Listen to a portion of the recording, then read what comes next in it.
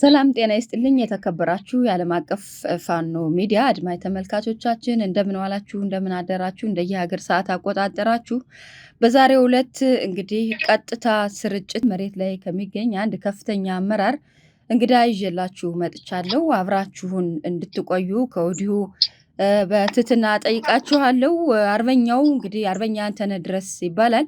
አርበኛ አንተነህ ድረስ በዚህ ሰዓት እና በዚህ ጊዜ ስላገኘው በጣም ደስ ብሎኛል። እንደምን አንተነህ? እግዚአብሔር ይመስገን። እንደምን ናችሁ? ሰላም ናችሁ? እንዴት ነሽ ቃለም? ደህና ነን፣ እግዚአብሔር የተመሰገነ ይሁን። በጣም ጥሩ። እንግዲህ ለአድማጭ ተመልካቾቻችን የተወሰነ ነገር ማለት እፈልጋለሁ። ምንድነው እሱም እንግዲህ ብዙዎቻችሁ በእርግጥ አርበኛ አንተነህ ድረስን የምታውቁት ይሆናል። ነገር ግን ትንሽ ማለት የምፈልገው አርበኛ አንተነህ ድረስ ወደ ትግሉ የተቀላቀለው መቼ ነው፣ ምን እያደረገ ነው የሚለውን የተወሰነ ነገር ለአድማጮች ማለት እፈልጋለሁኝ። እንግዲህ አርበኛ አንተነህ ድረስ ከጥቅምት 24 2013 በኢትዮጵያ አቆጣጠር ማለት ነው ከህወሓት ጋር በነበረው ወረራ በጣም ከፍተኛ የሆነ ተጋድሎ ያደረገ አርበኛ ነው።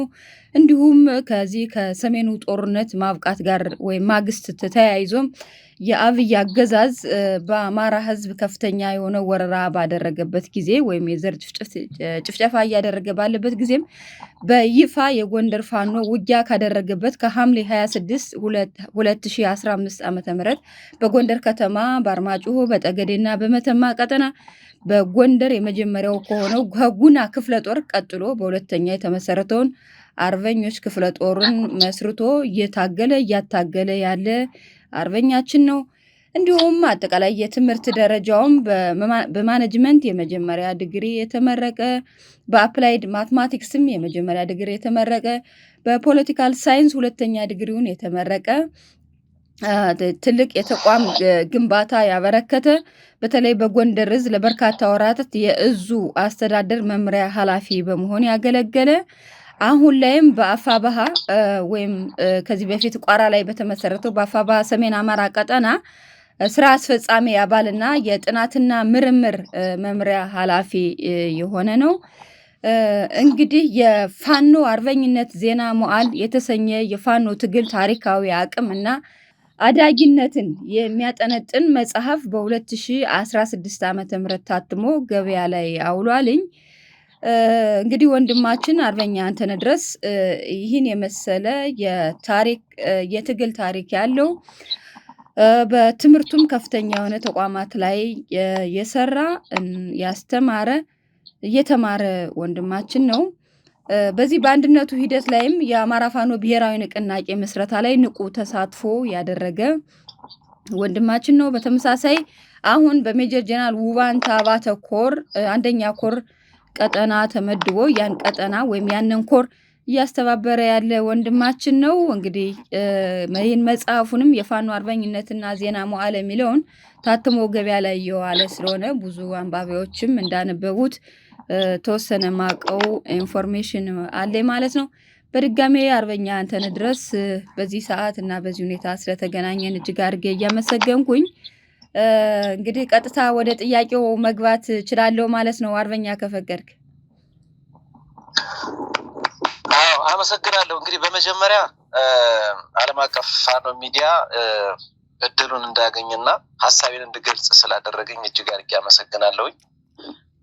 እንግዲህ በጥያቄም ከሆነ ያው መቀጠል ትችላለሽ ማለት ነው። አመሰግናለሁኝ። እንግዲህ አድማጭ ተመልካቾቻችን አብራችሁ ስለምትቆዩ በመጀመሪያ እጅግ አድርጌ አመሰግናለሁ። አርበኛ ስለፈቀድክልኝ አመሰግናለሁ። እንግዲህ ወደ ጥያቄ ቀጥታ ገባለሁ ማለት ነው። የመጀመሪያ ጥያቄ አድርጌ የማነሳው የአማራ ፋኖ አንድነት ወይም ተቋም በመምጣቱ እንዲያው የተሰማህ ስሜት የምትገልጽልኝ፣ ምክንያቱም ከዚህ ከአማራ ፋኖ አንድነት ምስረታ ጋርም ንቁ ተሳትፎ እያደረግክ እንደነበረ መረጃው ስላለኝ እንዲያው ስሜትን ብታጋራልን ለአድማጭ ተመልካቾቻችን። እሺ አመሰግናለሁ። እንግዲህ በመጀመሪያ ያው ሀሳቤን የዘገየ ቢሆንም ደስታዬን ለመግለጽ እንኳን ለመላው አባላት እንዲሁም ለአማራ ሕዝብ ይሄ እንዲሳካ ለለፋችሁ ለሁሉም እጅግ አድርጌ አመሰግናለሁ። እንኳን ደስ አላችሁ ማለት እፈልጋለሁ። እንግዲህ ወደ ጥያቄው ስመጣ እንግዲህ የአማራ ፋኖ ታሪካዊ ስሙን አንስቶ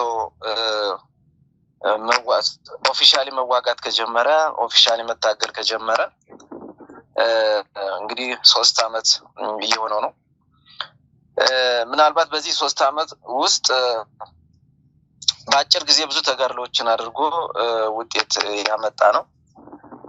ምናልባት ከታች ከገበሬ ሰራዊት ጀምሮ በአጭር ጊዜ ትልቅ ደረጃ ላይ የደረሰ እንደዚሁም ደግሞ በአብዛኛው በሚባል የአማራ ፋኖ በሚንቀሳቀስባቸው ቀጠናዎች በሀገራችን አማራ በሚኖርበት አካባቢ አደረጃጀት የፈጠረ ነው። እንግዲህ ይህ ኃይል ወደ አንድ ሲመጣ በአንድ ተቋም ስር ሲሆን የአባሉ የኃይሉ የተጋድሎ የሚያደርገው መሬት ላይ ያለው ኃይል አጠቃላይ የደጋፊው የህዝቡ ልፋት ነው፣ የልፋቱም ውጤት ነውና ምናልባት በአንድነታችን ላይ አንደኛ የደረስንበትን የተጋድሎ የትግል ደረጃችን የምንመረምርበት የአሰራር አንድነት የምናመጣበት እንደዚሁም የአደረጃጀት ወጥነት የመመሪያ ወጥነት የምናመጣበት ነው ያመጣንበት ነው። ይሄን ደግሞ በተቋም ስር አድርጎ በአንድ ተቋም ስር አድርጎ መንቀሳቀስ በጣም ትልቅ ውጤት ነው የሚል ሀሳብ አለኝ። ስለዚህ ይሄ ሁሉ በተቋሙ ስር ልንለማመደውና ልንሰራው የምንችል ነው፣ እየተሰራም ያለ ነው። ስለዚህ አንድነቱ በጣም ትልቅ አበርክቶ ያለው ነው ለማለት ነው። አመሰግናለሁ። እሺ አርበኛ እጅግ አድርጌ አመሰግናለሁ። ምናልባት እንዳልከው ነው አንድነቱ የፋኖ ትግልን መስመር ይዞ ይቀጥል ዘንድ በጣም ምቹ ሁኔታ ነው፣ የራሱ የሆነ ተቋም ስለፈጠረ ማለት ነው። አመሰግናለሁ። ወደ ሁለተኛው ጥያቄ ልመለስና በእርግጥ ቅድም የተወሰነ ነገር ነካክተዋል፣ ግን ሰፊ ማብራሪያ ስለሚጠይቅ የአማራ የህልውና ትግል የእድገት ደረጃውን እንዴት ታየዋል? ምክንያቱም የእድገት ደረጃ በብዙ ነገሮች ይለካሉ፣ መለኪያዎች አሉትና መሬት ላይ ነው ያለው። ይህን ነገር እንዴት ነው የምትለኩትኝ? እንዴት ነው የምትገመግሙትኝ? የሚለውን ሀሳብ ሰጥበት አርበኛ። በጣም ጥሩ አመሰግናለሁ። እንግዲህ ከመጀመሪያው ጥያቄ ምናልባት አንዳንድ ነገሮችን ለመጨመር ያክል እንግዲህ የተቋም ምስረታው ለብዙ ጊዜ ተበታትኖ ዋጋ ሲከፍል የነበረ ህዝብ ነው። በተለይ ደግሞ ትግሉ ወደኋላ መለስ ስናደርገው 70-80 ዓመት የቆየ ነው። ነገር ግን በአንድ አደረጃጀት ሆነን እንደዚህ በአራቱም ግዛቶች ወደ አንድ ድርጅት መታገላችን ትልቅ ትርጉም የሚሰጠው ነው። እኔ ፈጣንም ነው የሚል ግምገማን ያለኝ። ምናልባት በሀገራችን ብዙ የትጥቅ ትግል ያደረጉ ድርጅቶች አሉ፣ በታሪክ የምናውቃቸው። እነሱ ታሪካቸው እንደሚያስረዳን በረዥም ጊዜ ነው አላማቸውን ያሳኩ ማለት ነው፣ የህዝብ ንቅናቄ የፈጠሩት እና የፋኖ ትግል በ3 አመት በጣም ትልቅ ውጤት ነው ያመጣ እና ምናልባት በሌሎችም ተሞክሮ ለመውሰድ የአማራ ህዝብ ተመሳሳይ እንደ አማራ ህዝብ በዓለም ላይ የተበተነ የኩርድ ህዝብ አለ እና የኩርድ ህዝብን እንደገና ለመሰብሰብ በሚል በኢራን አካባቢ የሚንቀሳቀስ የኩርዲሽ ሙቭመንት የሚባል አለ ድርጅት እና ይሄ ድርጅት ከ70-80 ዓመት ነው በትግል የቆየው ማለት ነው። በፖለቲካ ዊንግም እንደዚሁም በሚሊታሪ ዊንግ እና ግን ከዛ ገባ የሚባል ውጤት መሬት ላይ የወረደ ውጤት አላመጣም እና በተለያየ መመዘኛ በሀገራችንም ውስጥ እና በሌሎች በዓለም አቀፍ ትግሎች ላይ ስንመዝን ነው የአማራ ፋኖ ትግል አሁን የደረሰበት የተቋም ግንባታ በጣም ትልቅ በአጭር ጊዜ የመጣ እና በጣም ትልቅ ውጤት መሆኑን ያሳየናል እና ምናልባት ተቋሙ በዚህ ልክ የሚገመገምና ውጤታማነቱ የሚታይ ነው ለማለት ፈልጌ ነው። ምናልባት በዛው ከቀጠልኩኝ ወደ ሁለተኛው ጥያቄ ለመሸጋገር በእርግጥ የአማራ ፋኖ የህልውና ትግል ነው የሚያደርገው። እንግዲህ የህልውና ትግል ስንል በመጀመሪያው ደረጃ የሚገለጽ ነው። የህልውና ትግል ማለት ምን ማለት ነው? የህልውና ትግል በህይወት ለመኖር በህይወት መኖሩን የምናረጋግጥበት ወይም ደግሞ የሚኖርበትን መሬት ማንነቱንም የሚያረጋግጥበት ነው። እንግዲህ የህልውና ትግል ስንል ያን ነው፣ በህይወት ለመኖር ነው። ስለዚህ የህልውና ትግልን የምንገልጽበትና የምናስረዳበት ቋንቋ በመጀመሪያው ሊገለጽ የሚችል ነው። ለምሳሌ በህልውና ትግሉ ላይ የአማራ ፋኖ አነሳሱ ህልውናውን ለማዳን ስለሆነ እንደ ሌሎች መርጦ መግደልን፣ የዘር ልዩነት ማድረግን፣ በዘር መርጦ መግደልን፣ በሃይማኖት መርጦ መግደልን፣ በአካባቢ መርጦ መግደልን ይሄን ይዞ አልተነሳም። ሌሎች ህዝቦች ጠላቴ ናቸው ብሎ ይሄኛው ሃይማኖት ጠላቴ ነው ብሎ ይሄኛው ባህል ጠላቴ ነው ብሎ አልተነሳም። ስለዚህ ይሄ የመጀመሪያው የህልውና ትግሉ የመጀመሪያ ደረጃ የምንለው በዚህ ደረጃ ልንገልጽ የምንችለው ነው። ምናልባት እዚህ ደረጃ ላይ ሊገለጽ የሚችለው በአማራ ፋኖ የሚመራው ሰራዊትስ ምን አይነት ሰራዊት ነው? ምን አይነት ሰራዊት ነው? ይሄ ሰራዊት አንደኛ የተገነባው ከባህሉ ከታሪኩ ነው። ከባህሉ ከታሪኩ ዲሲፕሊን ያለው ሰራዊት ነው፣ የሚያውቅ ሰራዊት ነው። ከዛ ባለፈ ደግሞ ህግን ያወቀ ህግን የተለማመደ ሰራዊት ነው። ከወታደራዊ ሳይንሱ ጋር ተዛምዶ ያለው ባህሉንም ያወቀ ሰራዊት ስለሆነ ምናልባት ለሌሎች ስጋት ሳይሆን ለሌሎች የሌሎችንም ነፃነት አብዝቶ የሚፈልግ ለሌሎች አጋዥ የሆነ ሰራዊት ነው በሰራዊት ደረጃ ስናየው፣ የአማራ ፋኖ የሚመራውን ሰራዊት ስናየው። ስለዚህ በዚህ ልክ ህልውናውን ለማዳን የተነሳ ኃይል ነው። ስለዚህ ይሄ የመጀመሪያ ደረጃውን ይገልጻል ማለት ነው። እንግዲህ በዛው ከቀጠሉ ወደ ሁለተኛ ደረጃው ለመሄድ እንግዲህ ከህልውና ተጋድሎ ቀጥሎስ ምንድነው የመጣው የሚለውን ነገር ለማየት ያክል እንግዲህ በነገራችን ላይ የአማራ ፋኖ ለኢትዮጵያ እውቅና የሚሰጥ ለኢትዮጵያም አብዝቶ የሚጨነቅ ነው። ስለዚህ ስለ እኩልነት ይጨነቃል፣ ስለ ፍትህ ይጨነቃል፣ ስለ ዲሞክራሲ ይጨነቃል ማለት ነው። ይሄ ምንድነው? ወታደር ሆኖ የሆነ ጊዜ ተዋግቶ የሆነ ጊዜ የሚበተን ሳይሆን እነዚህንም ነገሮች በጥልቀት ተረድቶ ዳር ለማድረስ የሚታገል ኃይል ነው ማለት ነው።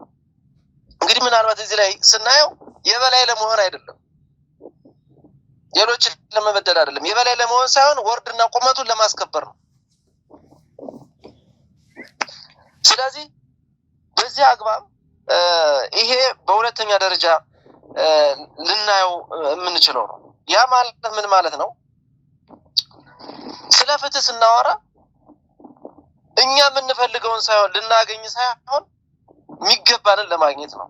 ሌሎች ደግሞ የሚገባቸውን እንዲያገኙ የሚነፍግ አይደለም። ስለዚህ የትብብር መንፈስ ያለው የአብሮነት መንፈስ ያለው ነው ማለት ነው። ስለዚህ ይሄ ምንድነው የሚያሳየን?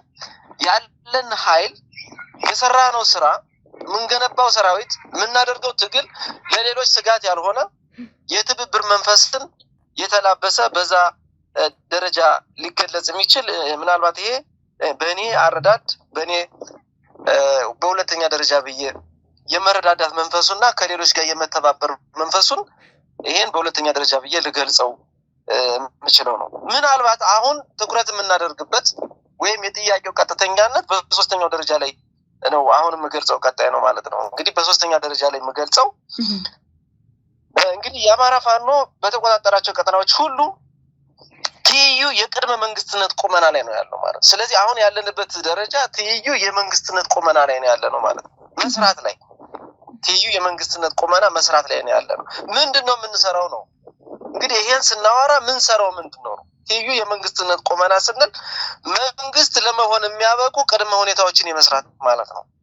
እነዚህስ ምንድናቸው የሚለውን ነገር ምናልባት አንድ ሁለቱን ሶስቱን ለመጠቃቀስ ያህል የመጀመሪያው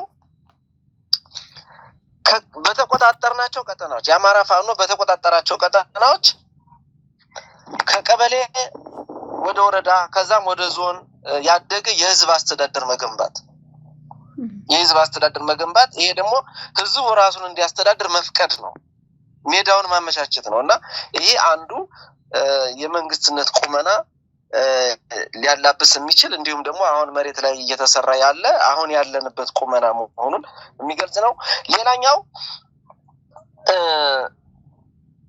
ህግን ተጠቅሞ የማህበረሰቡን ጉዳይ መፍታት ማህበረሰባዊ ችግሩን ህግን ተጠቅሞ መፍታት በህግ መፍታት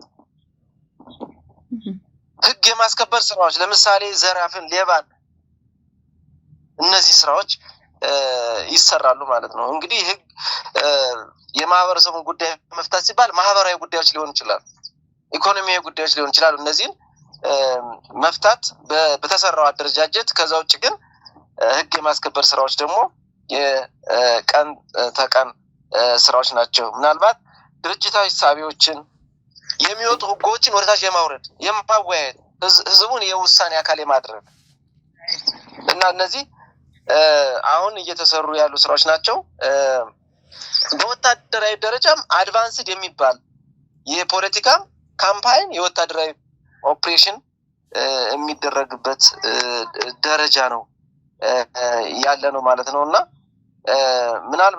ምናልባት እዚህ ጋር በደንብ አድርገን ልናየው የምንችለው አጠቃላይ የሚሰሩ ስራዎች አሁን የተቀናጁ ናቸው እንደ ህዝብም የተቀናጁ ናቸው እንደ ኃይልም የተቀናጁ ናቸው እንደ አደረጃጀትም የተቀናጁ ናቸው ስለዚህ እነዚህን በተመለከተ የእድገት ደረጃውን ልንገልጸውና ልንጠራው እንችላለን ትይዩ የመንግስትነት ቅርጽ ማምጣት ወይም ደግሞ አደረጃጀት መስራት ላይ የእድገት ደረጃው እንደሆነ ምናልባት ከዚህ ቀጥሎ አራተኛ ደረጃውን በሌላ ጊዜ ገልጸዋለሁ አሁን እዚህ ላይ መግለጽ አልፈልግም አራተኛ ደረጃው ሌላ ነው የሚሆነው ማለት ነው አመሰግናለሁ እጅግ አድርጌ አመሰግናለሁ አርበኛ በጣም ጥልቅ የሆነ ትንታኔዎችን እይታዎችን እየነገርከን ነው ያለ ነው በጣም አመሰግናለሁ ምናልባት ከዚህ ጋር ተያይዞ እንግዲህ የአማራ ፋኖ ትይዩ የመንግስት ቁመና ላይ ነው ያለው የሚለውን በተጨባጭ የምንወስደው እውነቱ ነው ከዚህ ጋር ተያይዞ እንግዲህ የአማራ ፋኖ ትይዩ የመንግስት ቁመና ላይ ካለ ምናልባት የሀገሪቱን የፖለቲካ መቃወስ ጋር ተያይዞ ይህ የአጠቃላይ ያገዛዙ የሚሊተሪ መቃወስም የፖለቲካ መቃወስም አጠቃላይ የዲፕሎማሲ መቃወስም ገጥሞታል ብለን እናምናለን እና ይህን መቃወስ ያመጣው የአማራ ፋኖ ትግል ነው ብለን በተጨባጭ መናገር ይቻላል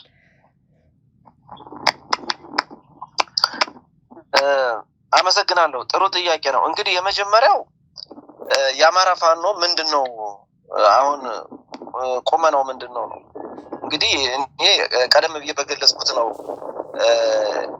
ምረዳው ቀደም ብዬ በገለጽኩት ማለት ምን ማለት ነው ትይዩ የመንግስትነት ቁመና ማለት የቅድመ መንግስትነት ነው እንግዲህ መንግስት ከሆንሽ በኋላማ የሚሰራው ስራ ሌላ የቅድመ መንግስትነት ስራ ደግሞ ቀድሞ የሚሰራ ነው ማለት ነው ይሄ የትግል ታሪክ ነው የትግል ሂደት ነው ስለዚህ ያን የገለጽኩት ነገር ግን በሀገሪቱ ላይ በጣም ብዙ ቀውሶች አሉ እንግዲህ የኢኮኖሚ ቀውስ አለ የኑሮ መናር አለ የስርዓቱ ጥቅመኞች በጣም በስተዋል ስለዚህ ከዚህም ጋር ተያይዞ ከፖለቲካ ቀውሱ ጋር ከኢኮኖሚ ቀውሱ ጋር ሌላ ቀውስ ደግሞ የፖለቲካ ቀውስ አለ እንግዲህ የፖለቲካ ቀውሱ የራሱ የድርጅቱ ቀውስ አለ ድርጅቱ ራሱ የሚፈጥረው ቀውስ አለ ስለዚህ እነዚህ ነገሮች ሁሉ ሲደማመሩ በተጨማሪ ደግሞ የብልጽግና ስርዓት በቀጠናው ላይ የሪጂናል ፖለቲካል ሌጂቲሜሲውን ሉዝ አጥቷል ተሸንፈዋል ማለት ነው የፖለቲካ መሸነፍ አለው እነዚህ መሸነፎች ለማደባበስ አንድ ጊዜ ያልሆኑ አጀንዳዎች ያመጣል ህዝባችን በተለያየ አጀንዳዎች የመሸወድ የማጭበርበር ስራዎች ይሰራል ማለት ነው ስለዚህ የፖለቲካ ክስረት የኢኮኖሚ ክስረት አለ ውስጣዊ አለመረጋጋቱንና ውስጣዊ ችግሩን የፈጠረው ድርጅቱ በውስጥ ያለበት ችግርና አጠቃላይ ከማህበረሰቡ ዘንድ የሚሰራው ስራ ነው ማለት ይሄ ችግር ፈጥሮበታል ስለዚህ ከዚህ አንፃር በኔ ግምገማ ኮላፕስ ነው ስቴት ኮላፕስ ነው አሁን ስለዚህ ስቴት ኮላፕስ ከሆነ በተቃራኒው ስለ ፍትህ ስለ ዲሞክራሲ ስለ ማንነት የሚታገሉ ወይም ደግሞ የህልውና ትግል የሚያደርጉ ድርጅቶችን ለመኮነን አይችልም ማለት ነው ስለዚህ እኔ በዚህ ስለምረዳው ምናልባት አጠቃላይ የተፈጠሩት ችግሮች ፋኖን የሚወቅስበት ሳይሆን ለሁሉም የሚታገል ድርጅት የሚወቅስበት ሳይሆን ራሱን የሚያይበትና ራሱን የሚወቅስበት ነው መሆን ያለበት። የህዝብ ጥያቄ የማይፈታበት በጣም በርካታ የህዝብ ጥያቄዎች አሉ።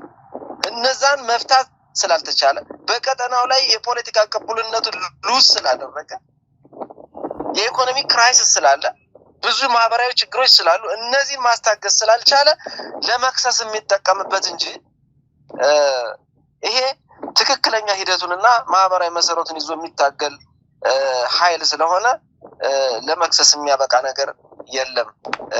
ከሲስተሙና ከድርጅቱ ባህሪ የተነሳ ነው የሚለውን ለማጠናከር ፈልጌ ነው። አመሰግናለሁ። እሺ፣ አመሰግናለሁ አርበኛ። አዎ እንግዲህ አገዛዙ ምናልባት እየገደለ ያለውን የአማራን ህዝብ ሊያድን የተነሳውን የአማራ ፋኖ ታጋይ መክሰስ የራሱን ጥፋት ላለማየት እና ጥፋቱን በዚህ ለመሸፈን የሚያደርገው እንጂ የአማራ ፋኖ የመኖር አደጋ የገጠመውን ህዝብ አጀንዳ ይዞ እየታገለ ነው ያለው። ስለዚህ መቃወሱ ይቆም ዘንድ ራሱን ገምግሞ ምናልባትም ራሱን የሚያደርገውን ጥፋት ተመልክቶ ምናልባትም ከዚህ ከህዝብ መከራ ራሱን ቢያርቅ የተሻለ ነው የሚል ግምገማ ነው የሰጠው። አመሰግናለሁ። ወደ አራተኛው ጥያቄ መለሳለሁ አርበኛ። ምናልባት እንግዲህ ፋኖ የህልውና ትግል ላይ ነው ያለው፣ ማለትም የአማራን ህዝብ ለመታደግ እየታገለ ነው ያለው። ከፍ ባለ ሁኔታም ቅድም ስትለው እንደነበረ የሀገሪቱ ሁኔታም በእጅጉ እንደሚያሳስበው አላማው ማናቸውንም ህዝብ ጠላት ነው ብሎ የፈረጀ አይደለም በሚል ደረጃ ነው የገለጽከውና ነገር ግን ምንድነው እየተባለ ያለው? አሁን የአገዛዙ የሚዲያ ክፍሎች እየተናገሩ ያሉትኝ እያራገቡ ያሉት ምንድነው? የአማራ ፋኖ ለሀገር ጥቅም ሳይሆን እየታገለ ያለው ለአማራ ህዝብ ጥቅም እየታገለ አይደለም። ይልቁንስ ከዚህ በፊት አማራንም ሀገርንም ሲጨፈጭፍ የነበረውን የህዋትን ኃይል መንገድ እየጠረገ እያመጣ ነው በሚል ፋኖ መስለው መሬት ላይ የነበሩ እጃቸውን የሰጡም ይሄ በየሚዲያው እየወጡ ይሄን ነገር ያራግባሉ። በተመሳሳይ አሁን ሰሞኑንም ህዋት በዚህ በጠለምት እንግዲህ ጦርነት ጀምሮ ያለበትን ሁኔታ እየተመለከትን ስለሆነ ያገዛዙ ደግሞ እንግዲህ ይሄን ነገር በደንብ እያራገበበት ያለበት ሁኔታ አለና እንደ አንድ ከፍተኛ የፋኖ አመራር ይሄን ነገር እንዴት ታየዋለህ አርበኛ? አመሰግናለሁ። ምናልባት እዚህ ጋር ሪፍሌክት የማደርገው የግሌ ፐርሴፕሽን እንደዚሁም ደግሞ በተረዳሁት እና ባለኝ መረጃ ልክ መሆኑ ታሳቢ ይደረግና እንግዲህ የመጀመሪያው የአገዛዙ የሚዲያ አካላት በተስፋ መቁረጥ ላይ ስርዓታቸውን ወይም መንግስታችን ነው የሚሉትን ለማዳን የሚጠቀሙበት መሆኑን ነው መገንዘብ መቻል ያለብን። ወደ ትክክለኛው ነገር ስንመጣ ግን እንግዲህ ለአማራ ፋኖ ስለ ወልቃይት ስለ ራያ ወይም ስለ መተከል ማስተማር ማለት መንገር ማለት ልጅ ለእናቷ ታስተምራለች ማለት ነው። እንግዲህ እኔ በዛ ነው የምረዳው። እንግዲህ በጣም ብዙ ተጋድሎ ተደርጎበታል፣ ብዙ ዋጋ ተከፍሏል። እኔ ራሴ አንዱ ዋጋ የከፈልኩ ሰው ነኝ። ስለዚህ የመጀመሪያው ምንድነው ልንረዳው የምንችለው የአማራ ፋኖ የህልውና ትግል ነው ሲባል የፖለቲካ ጉዳዮችን ማየም ማለት አይደለም። ቅድም በደንብ አድርጌ ገልጫለሁ። ትግሉ በራሱ በእድገቱ በራሱ በሂደቱ በጊዜው የሚያመጣቸው ነገሮች አሉ። ዋናው ነገር ግን መታየት መቻል ያለበት ስለ ወልቃይት ስለ ራያ ከብልጽግና ወይም ደግሞ ከስርዓቱ የሚዲያ አካላት ከስርዓቱ ጥቅመኞች ወይም ደግሞ ብአዴን ከሚባለው ድርጅት ወይም ብልጽግና ከሚባለው ሲስተም በበለጠ የአማራ ፋኖ መናገር ይችላል። አንደበት አለው፣ ዋጋ ከፍሎበት መናገር ይችላል። መፍትሄ ማምጣት ይችላል። አምጥቷል፣ ታይቷል። ይሄ የአማራ ህዝብ ያረጋገጠው የኢትዮጵያ ህዝብ ያረጋገጠው ጉዳይ ነው። ስለዚህ የወልቃይትን ጉዳይ ወይም የራያን ጉዳይ መሬት ላይ ያለው ኃይል በዚህ ልክ ከተረዳ በዚህ ልክ ዋጋ ከፍሎ ከመጣ በዚህ ልክ ለማስተካከል ከሄደ በዚህ ልክ መፍትሄ ሰጥቶ ከሰራ ሰርቶም ከነበረ አሁንም መፍትሄው ያለ ከራሱ ከመዳፉ ነው ያለ። ስለዚህ የሰራ ዋጋ እየከፈለ መፍትሄ እየሰጠ የመጣው ጉዳይ አሁንም መፍትሄ የመስጠት የመናገር መብት አለው፣ አንደበትም አለው ከሌሎች በተሻለ ማለት ነው። ነገር ግን ልክ ከዚህ ቀደም እንደነበረው ባልታቀደ በሌሎች አጀንዳ በማይታወቅ አጀንዳ መነሻውን መድረሻውን በማይታወቅ አጀንዳ በስርዓቱ ጥቅመኞች በስርዓቱ አክቲቪስቶች በስርዓቱ ፖለቲከኞች የአማራ ፋኖ መጠቀሚያ መሆን አይችልም። አቅዶ ይሰራል፣ እቅድ ነድፎ ይሰራል። ስለዚህ በዚህ ልክ አረዳዱ ከፍ ብሏል። ስለዚህ በየጊዜው በየአመቱ በየ2 አመቱ በየ3 አመቱ ስልጣኑን ለማስቀጠል ስልጣኑን በስልጣን መንበር ላይ በዙፋን ላይ ለመቆየት ታስቦ የአማራ ፋኖን የአማራ ህዝብን መጠቀሚያ የማድረጉ ሂደት ግን አብቅቷል። ይሄ ያበቃበት ግን ምንድነው? አስቦ መስራት ስለተቻለ መሰባሰብ ስለተቻለ ድርጅት መመስረት ስለተቻለ ግብ አስቀምጦ አላማ አስቀምጦ ግብ አስቀምጦ ስትራቴጂ ነድፎ የሚሰራን ኃይል በዚህ አይነት መንገድ መሸወድ አይቻልም፣ መጠቀሚያ ማድረግ አይቻልም። ያ ዘመን አልፏል። ስለዚህ በዚህ ልክ ህዝቡ እንዲረዳው ህዝባችን በዚህ ልክ እንዲረዳው ነገር ግን ለወልቃይት ለራያ ከአማራ ፋኖ ውጪ የበለጠ አንደበት ያለው ዋጋ የከፈለ እንደሌለ መናገርም ይቻላል። መፍትሄ ማመጣል አሁንም መፍትሄ ያመጣል። ስለዚህ በዚህ ልክ ነው መረዳው። አመሰግናለሁ። በጣም ጥሩ አርበኛ አመሰግናለሁ። ምናልባት እንግዲህ የማንነትና ወሰን ጉዳዮችን በተመለከተ ትናንትናም የመፍትሄው አካል የሆነ ነው የፋኖ ዛሬም መፍትሄው ከእጁ ከመዳፉ ነው ያለው የሚለው በጣም የጋራ የምናደርገው አግባብነት ያለው መልስ ነው። አመሰግናለሁ። ምናልባት እንዲያውም አሁን እየተባለ ያለው እኛም የምንለው ህዋትን ወደ የመጨረሻ ካርዱን የመዘዘው የአማራ ፋኖ አንድነቱን በመሰረተ እንግዲህ ሳምንት ወይም በቀናት ውስጥ ነው ማለት ይቻላልኝና ይህ ነገር የአማራ ፋኖ አንድነቱን ስለመሰረተ ቤቱን ስለሰራ ይህን ነገር እንዴት አድርገን እናፍርሰው፣ የአማራ አንድነትን እንዴት አድርገን እናፍርሰው ከሚል የተመዘዘ ካርድ ነው። ከዛ ውጭ እንደተባለው ወልቃይትም አሁንም ቢሆን ባገዛዙ እጅ ነው ያለው። ራያ ጠለምትም በአማራ እጅ የሆኑበት ሁኔታም የለም። ይህን ነገር እንዲያው ዝም ብሎ ቤቱን ለማፍረስ የተነሳ እቅድ ነው፣ አገዛዙ ነው ይህን ነገር ያመጣው የሚሉ አሉና ይህን ነገር እንደ አንድ ፋኖ መሪ እንዴት ትገልጸዋለህ? ትክክል ነው። ብዙ የሚያጠናክሩ ነገሮች አሉ። የመጀመሪያው ከዚህ በፊት የአማራ ፋኖና የአማራ ህዝብ እንዴት እየተጠቀመ ስልጣኑን ሲያራዝም እንደነበረ እንዴት ቀውስ እየተፈጠረ እሱ ማዕከል ላይ ተቀምጦ ወይን ሲራጭ እንደነበረ ግልጽ ነው። ይሄን አንድ መገምገም ያስፈልጋል። ሁለተኛ ወልቃይት ላይ የብልጽግና መዋቅር ተሰራ።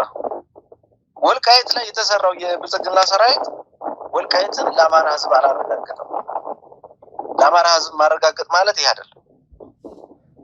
ስለዚህ ወልቃይት ላይ የሚመሰረት አስተዳደር ወልቃይትን በዘላቂነት ለአማራ ህዝብ የሚያረጋግጥ መሆን መቻል አለበት። ራያ ላይ የሚዘረጋ መዋቅር ራያን የርስትነት የማንነት ጥያቄውን በዘላቂነት ለአማራ ህዝብ የሚያረጋግጥ መሆን መቻል አለበት። ስለዚህ ብልጽግና ይሄን አድርጓል ወይ ነው? አላደረገም። ስለዚህ እዚህ በፊት የአማራ ፋኖ ታግሎ ወልቃይት ነበረበት የአማራ ፋኖ።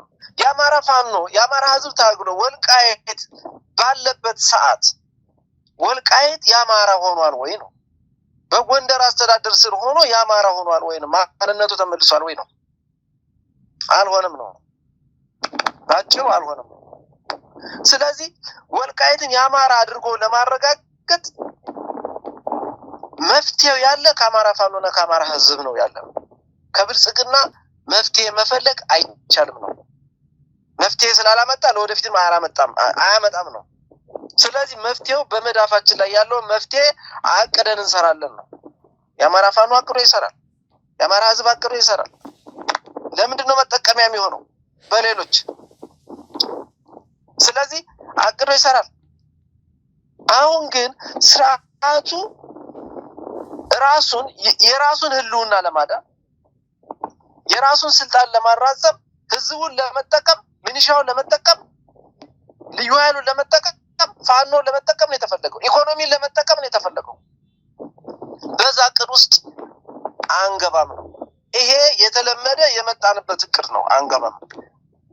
በዚህ የሚገባ አማራ ካለ ለዳግም ውርደት ለዳግም ባርነት ራሱን ያዘጋጀ አማራ ካልሆነ የሚገባ አማራ አይኖርም። ነገር ግን ከመዳፉ ላይ ያለውን መፍትሄ ግን ይዞ ይቀጥላል። የማንነት የርስት ጉዳይ ረጅም ጊዜ የታገልንበት ዋጋ የከፈልንበት ነው። እሱን መፍትሄ ግን ይዞ ይቀጥላል። መፍትሄው ግን ምንድነው? ለአንዴና ለመጨረሻ ጊዜ ርስቱን የአማራ አድርጎ የሚያረጋግጥ መፍትሄ ነው መሆን መቻል ያለበት። ለፖለቲካ መጠቀሚያ ሳይሆን ለጊዜያዊ መፍትሄ ሳይሆን በዘላቂነት መፍትሄ አድርጎ ሊያረጋግጥ ወደሚችል መፍትሄ ይመጣል። የአማራ ፋኖ በዛ ቆመና መምጣት መቻል አለበት። የአማራ ህዝብን በዛ መምጣት አለበት። ሌላው የኢትዮጵያ ህዝብም ይሄን ዘላቂ መፍትሄ መደገፍ መቻል አለበት። ስለዚህ እኔ በዚህ ልክ ነው የምረዳው። ምናልባት ቀሪ ነገሮች ካሉ ግልጽ ያልሆኑ ወደዛ መቀጠል እንችላለን። አመሰግናለሁ። በጣም ጥሩ። በጣም ግልጽ አድርገህ እያብራራው ነው አርበኛ። እንግዲህ ምንድነው መቋጫው ከንግግርህ? ምናልባት አገዛዙ የራሱን እድሜ ለማራዘም የአማራ ህዝብን ከቅድም እንደተባለው እንግዲህ ጠላት ብሎ የፈረጀው እንደ ህዝብ የፈረጀው የለም። የአማራ ፋኖ እየታገለ ያለው አገዛዙን ነው እየገደለው ያለው ይሄ አገዛዝ ስለሆነ ማለት ነው። ስለዚህ በአጠቃላይ የአማራ ፋኖ የሚታገለው በራሱ እቅድ ህዝቡን ይዞ እንጂ የአብይን እቅድ መሰረት ተደርጎ ለአብይ ሚኒሻ የሚሆን የአማራ ህዝብም የአማራ ፋኖም የለም። እቅዳችን በእጃችን ነው፣ መፍትሄውም በእጃችን ነው። በዛ መንገድ የወሰንና የማንነት ጉዳዮችም ሆኑ ማናቸውም ጉዳዮች ዘላቂ መፍትሄ የምናመጣው እኛ ባቀድነው እቅድ ልክ መራመድ ሲቻል ነው የሚል ነው እንግዲህ መቋጫውን የተናገርከው። በእኔ በኩል እንግዲህ የነበሩኝን ጥያቄዎች ጨርሻለሁ። ምናልባት ቢጨመሩ የምትላቸው ካለ አርበኛ ላንተ ልስጥህ። አይ ቢጨመሩ የምላቸው ነገሮች ምንድናቸው? ቅድም ሲገለጽ እንደነበረው የዚህ ምረት የሚባል አለ እና በዛ ምክንያት ቅርብ ወራጆች ጨርሰናል፣ ግባችን ጨርሰናል፣ አላማችን አሳክተናል ያሉ ግን አማራውን ያልተረዱ ኢትዮጵያን ያልተረዱ ግባችንና አላማችን በጥልቀት ያልተረዱ ግለሰቦች የስርዓቱ ሚኒሻ ሆነዋል። ስለዚህ እነዚህ ግለሰቦች ናቸው የስርዓቱ ሚኒሻ ናቸው። የአማራ ፋኖ ጠላቱ ስርዓት ነው። ስለዚህ ይሄ ስርዓት ተባብረን እንደ ህዝብ በኢትዮጵያ ውስጥ ያሉ ለፍትህ፣ ለዲሞክራሲ፣ ለነጻነት፣ ለህልውና የሚታገሉ ሁሉ ተባብረው ስርዓቱን ማስወገድ ካልቻሉ ነገ ከነገ በኋላ በቀጠናውም በሀገራችን ላይ ከፍተኛ የሆነ የፖለቲካና የኢኮኖሚ ክራይሲስ ይመጣል። ሀገራችን ከመበታተን አትድንም። ስለዚህ ከመበታተን የምትድነው ስርዓቱን በማስወገድ ላይ ኮንሰንትሬት አድርገን ስንሰራ ነው የሚል መልእክት ነው ያለኝ። ከዛ ባለፈ ግን እነዚህ ሚኒሻዎች የስርዓት ሚኒሻዎች፣ የብአዴን ሚኒሻዎች፣ የብልጽግና ሚኒሻዎች የአማራ ፋኖን አንዲትም የሚወክሉት ነገር የለም። የአማራ ህዝብንም አይወክሉም። ጥቅመኞች ናቸው፣ ቅርብ ወራጆች ናቸው። ይሄ በመሬትና በኮንቲነር እየታለለ የሚሄድ በደሞዝ የሚታለል ሞራል የሌለው የአማራ ፋኖን ታሪክ ሊመጥን አይችልም እና የነሱን አንደበት የሚሰማ አማራ እውነትም የጠላት አንደበት እየሰማ እንደሆነ ግልጽ ለማድረግ ጥቄ ነው። ስለዚህ እነዚህ ሚኒሻ ናቸው፣ የስርዓቱ ሚኒሻ ናቸው፣ የብልጽግና ስልጣን አራዛሚ ናቸው። እነዚህ ምንም አይነት በትግሉ ላይ የሚያመጡት ውጤትና ኢፌክት አይኖርም። ስለዚህ ከነዚህ ውጭ ያለውን ኃይል ይዞ የአማራ ፋኖ ወደፊት ግቡን ለማሳካት ይሄዳል እና ይሄን የትኛውም ኃይል እንዲደግፍና ተባብረን በስርዓቱ ላይ ዱላ እንድናሳርፍ ለማለት ነው። አመሰግናለሁ። እግዚአብሔር ይስጥልኝ። እጅግ አድርጌ አመሰግናለሁ አርበኛ አንተነህ ድረስ። እንግዲህ አድማጭ ተመልካቾቻችን አርበኛ አንተነህ ድረስ መሬት ላይ ሆኖ ወቅታዊ የሆኑ ሀገራዊ ጉዳዮችን በተመሳሳይ የፋኖ ቁመና ምን ላይ ነው ያለው፣ የአማራ ህዝብስ ምን ላይ ነው ያለው የሚለውን ሰፊ ውይይቶችን እያደረገ አብሮ ቆይቷል ከእናንተ ጋራ። አርበኛ አንተነህ ድረስ ለሰጠን ሰፊ ማብራሪያ ሀገራዊና ወቅታዊ ጉዳዮች እጅግ አድርገን እናመሰግናለን። እንግዲህ በሌላ ጊዜ ተመልሼ እንደማገኝ ተስፋ እያደረኩኝ አብረን ስለነበርክ እጅግ አድርጌ አመሰግናለሁ። አድማጭ ተመልካቾቻችን አብራችሁን ስለነበራችሁም በድጋሚ እያመሰግንኩኝ በሌላ ጊዜ ሌላ እንግዳ ይዤላችሁ እመጣለሁኝ። እንደየሀገር ሰዓት አቆጣጠራችሁ አብራችሁን ቆይታችኋል። እጅግ አድርጌ አመሰግናለሁ። አርበኛ መልካም ጊዜ፣ መልካም ድል ከእናንተ ጋር ይሁን። አመሰግናለሁኝ። እግዚአብሔር ይስጥልኝ። እኔም አመሰግናለሁ። እግዚአብሔር ይስጥልኝ። አሜን አሜን። ሰላም